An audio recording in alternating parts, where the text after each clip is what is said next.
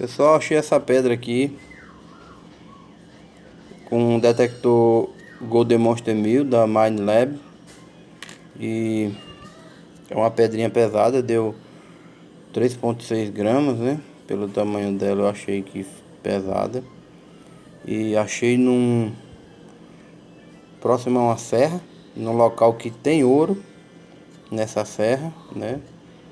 A serra que tem uma mineradora que extrai ouro lá a 40 quilômetros longe dessa serra, mas no mesmo veio de serra. E queria ver se algum amigo aí poderia me ajudar. Não fiz teste ainda porque eu não tenho o material para fazer teste.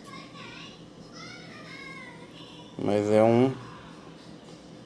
uma cor dourada, ela ainda está misturada com pedra.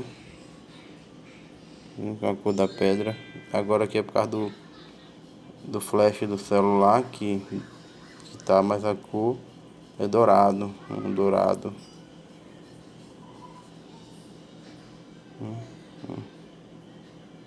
Eu vejo aí. Será que isso aqui poderia ser ouro? É duro, risca outros metais, não pega ímã.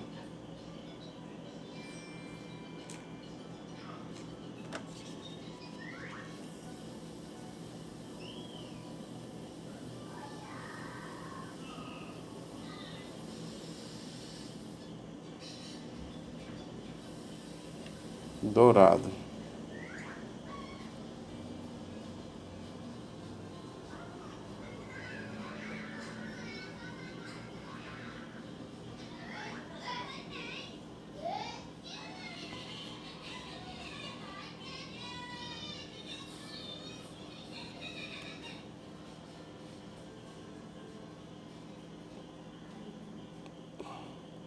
Não pode me ajudar?